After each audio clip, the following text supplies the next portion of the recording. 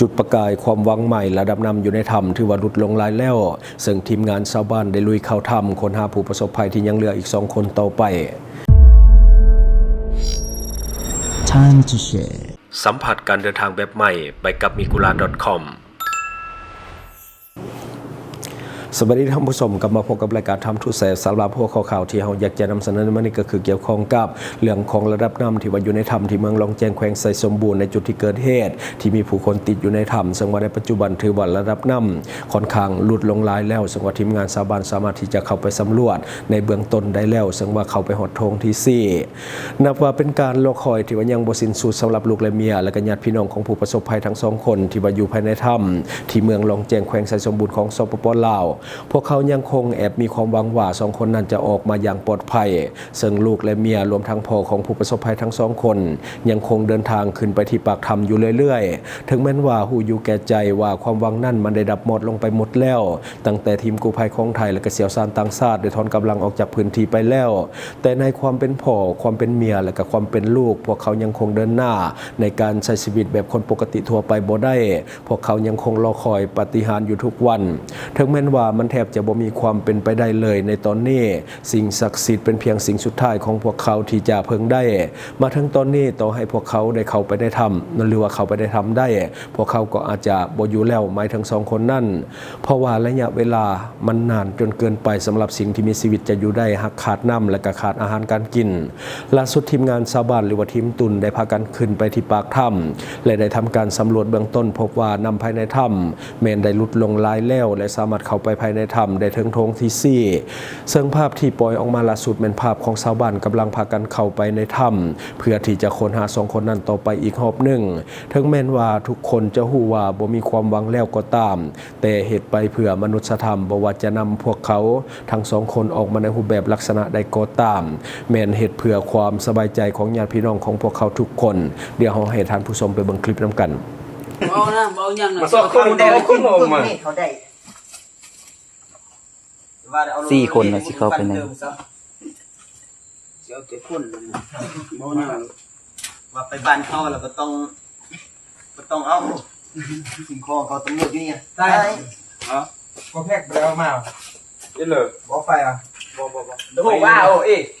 แต่บอลเอาขี้มีอันนี้ก็ได้ก็แพกขี้อันตรงปลอกหลัง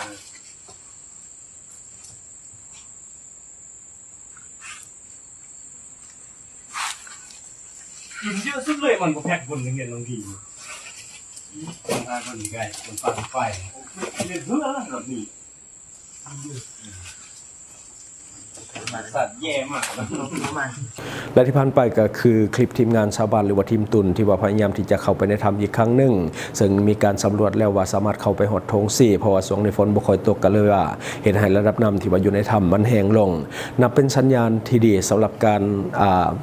ลงมืออีกครั้งหนึ่งโดยที่ว่าจะเข้าไปช่วยเหลือ2 คนแต่ว่าเขาอยู่หรือบ่อยู่กับบ่ฮู้ละในตอนนี้แต่ว่าเหตุไปเพื่อมนุษยธรรมเนาะซึ่งว่าก่อนหน้านี้หลายคนน่าจะได้เห็นภาพนำกันก็คือหัวหน้าทีมกู้ภัยของไทยได้กลับมาที่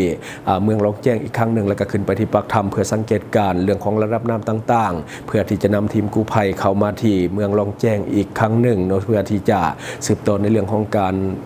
หา2 คนนั่นแหละก็มีการเก็บกู้อุปกรณ์คืนแน่เนาะอันดับที่1ที่ว่าเขาจะมาเฮ็ดก็คือเรื่องของมนุษยธรรมแน่นอนก็คือช่วยให้ถึงที่สุดก็คือจะเอาออกมาในรูปแบบใดก็ตามบ่ว่าเขาจะมีชีวิตอยู่หรือว่าจะไปแล้วก็ตามเนาะอันดับที่2ก็คือมาเพื่อเก็บอุปกรณ์เก็บกู้อุปกรณ์ที่ว่ามีมูลค่านับล้านบาทสิว่าพวกเขาติดตั้งไว้ภายในถ้ำซึ่งว่าก่อนหน้านี้ก็คือมันถูกน้ำท่วมเนาะความคืบหน้าเป็นแนวใดเฮาก็จะอัปเดตให้ท่านผู้ชมได้เบิ่งนำกันหากว่ามีการเข้าไปในถ้ำหรือว่าดำเนินการอีกครั้งหนึ่งก็จะมาอัปเดตและก็รายงานให้ท่านผู้ชมได้รับทราบตื่มเนาะคือตอนนี้มันแทบจะบ่มีความหวังอย่างเพราะว่ามันนานเกินไปเนาะใช้เวลาสิเป็นเดือนละเนาะสิเป็นเดือนแล้วก็คือคนเฮามันบ่น่าจะอยู่ได้ดนปานนั้นถ้าว่าขาดน้ำหรือว่าขาดอาหารอันก็เห็นใจอยู่แต่ว่าต้องยอมรับความเป็นจริงเพราะว่ามันมาถึงตอนนี้แหละมันแทบจะบ่มีความหวังหยังเลยเนาะจังได๋ก็ตามถ้าว่ามีความคืบหน้าเฮาจะอัปเดตให้ท่านผู้ชมได้รับรู้รับฟังนำกันตื่ม แล้วมาต่ออีกข่าวหนึ่งก็คือเจ้าหน้าที่ปกสนครหลวงเวียงจันทร์สามารถจับได้แล้วสำหรับกลุ่มวัยรุ่น 10K ที่ใช้มีดและก็ง่าวขนาดใหญ่หรือว่าขนาดยาวไล่ฟันประชาชนตามแคมป์ทางเขตเส้นทางอยู่แคมป์คลองเขตในเมืองนั่นก็คือเป็นพฤติกรรมที่อันตรายซึ่งล่าสุดเจ้าหน้าที่สามารถควบคุมตัวได้แล้วเดี๋ยวไปเบิ่งคลิปน้ำกันในวันที่ 16 มิถุนายน 2026 เจ้าหน้าที่แผนกตำรวจปกสเมืองศรีสัตนาคได้ให้ฮู้ว่าในเดือนพฤษภาที่ผ่านมาได้รับแจ้งความจากผู้ถือขอให้ว่ากลุ่มคนให้ขับขี่รถจักรมีประมาณ 8-9 คน พวกเกี่ยวแม่นขับขี่รถเลาะตามเส้นทางเข้มคลองประตูไซหาทาดข่าวแล้วก่อเหตุเอาง่าวไล่ฟันประชาชนเห็นว่ามีมูลความจริงจึงได้แต่งตั้งพนักงานวิสาเฉพาะลงประสานสมทบกับภาคส่วนที่เกี่ยวข้องสืบค้นหาตัวเป้าหมายที่ก่อเหตุมาฮอดวันที่ 30 พฤษภาคม 2026 จึงรู้ได้ว่ากลุ่มวัยรุ่นที่ก่อเหตุแม่นมีชื่อแก๊งว่า 10K และสามารถกักตัวบุคคลที่ร่วมกันก่อเหตุได้ทั้งหมด 7 คนคือท้าวเฮคำ 17 ปีและท้าวไม้อายุ 15 ปีปัจจุบันอยู่บ้านสะพานทองเหนือเมืองศรีสัตนาคนครหลวงจันทร์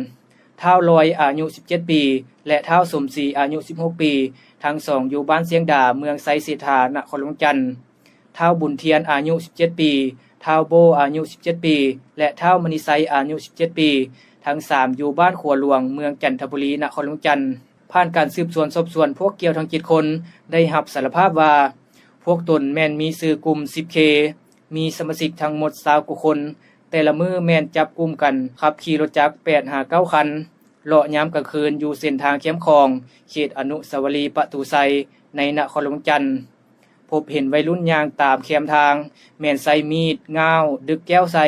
ขี่รถเลาะซอกกลุ่มวัยรุ่นตามสายทางผ่านมาก่อเหตุมาแล้วหลายครั้งคือวันที่ 5 พฤษภาคม 2026 เคลื่อนไหวก่อเหตุเอาง่าวไล่ฟันกับวัยรุ่นอยู่เส้นทางประตูไซเมืองจันทบุรีวันที่ 6 พฤษภาคม 2026 เคลื่อนไหวก่อเหตุเอาง่าวไล่ฟันกับกลุ่มวัยรุ่นอยู่เขตเส้นทางเข้มคลองหลังโรงแรมดอนจันทร์เมืองศรีสัตนาคบาดเจ็บ2คนวันที่ 13 พฤษภาคม 2026 เคลื่อนไหวก่อเหตุเอาง่าวไล่ฟันกับกลุ่มวัยรุ่นอยู่เขตเส้นทางประตูไซเมืองจันทบุรีนครหลวงจันทร์วันที่ 30 พฤษภาคม 2026 เคลื่อนไหวก่อเหตุเอาง่าวไล่ฟันกับกลุ่มวัยรุ่นอยู่เขตบ้านทาดข่าวเมืองศรีสัตนาคบาดเจ็บ1คนปัจจุบันเจ้าหน้าที่พวกเฮาเร่งสืบสวนสอบสวนขยายผลหากลุ่มแก๊งพรรคพวกที่ร่วมกันก่อเหตุเพื่อนำตัวมาดำเนินคดีตามขั้นตอนของกฎหมายฉะนั้นเรียกร้องมายังพ่อแม่ผู้ปกครองในระยะพักเรียนให้เอาใจใส่ศึกษาอบรมพร้อมทั้งติดตามลูกหลานของตนบ่ให้ไปร่วมกลุ่มเคลื่อนไหวสิ่งที่บ่ถูกต้องและผิดระเบียบกฎหมายของบ้านเมืองและที่ผ่านไปก็คือคลิปเรื่องของวัยรุ่นเนาะที่ว่าป่วนเมืองและก็เป็นอันตรายสังว่าเจ้าหน้าที่สามารถควบคุมตัวได้แล้วจำนวนหนึ่งและก็พยายามที่จะขยายผลไปจับกลุ่มทั้งหมดที่ว่าเป็นกลุ่มแก๊งเดียวกันที่ว่ามีพฤติกรรมอันตรายต่อกับคนในสังคมเนาะและทั้งหมดก็คือสิ่งที่เราเก็บมาเล่าสู่ฟังและขอฝากโดยสำหรับท่านใดที่ว่ากำลังมีแผนจะเดินทางเข้ามาท่องเที่ยวสปปลาวในปัจจุบันคือมาตอนนี้แม่นกำลังดีแหล่งท่องเที่ยวกำลังกลับมาคึกคักนักท่องเที่ยวกำลังเริ่มเข้ามาหลายแล้วแต่อย่าลืมศึกษาข้อมูลล่วงหน้าก่อนที่จะเข้ามาเพื่อป้องกันเรื่องของมิจฉาชีพต่างๆที่จะเอาเปรียบทานหากทานบ่วางแผนการท่องเที่ยวไว้ให้ดีสามารถเข้าไปหาข้อมูลทุกอย่างได้ที่เว็บไซต์ migula.com ซึ่งว่าเป็นเว็บไซต์สนองข้อมูลฟรี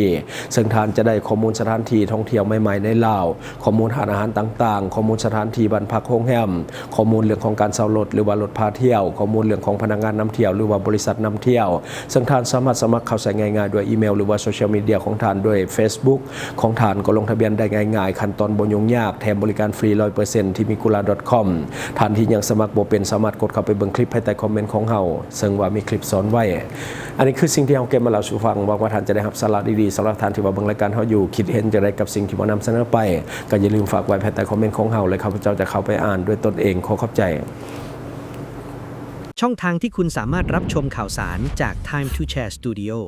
Fanpage Time to Share Laos YouTube Time to Share TikTok Time to Share Laos Facebook สิงห์ดาราสายลินอยู่เมืองลาวใช้แต่เงินกีบลาวและส่งเสริมผลิตภัณฑ์ภายในเพื่อลดพรการนำเข้าสินค้าและแก้ปัญหาเงินตา Subscribe for more video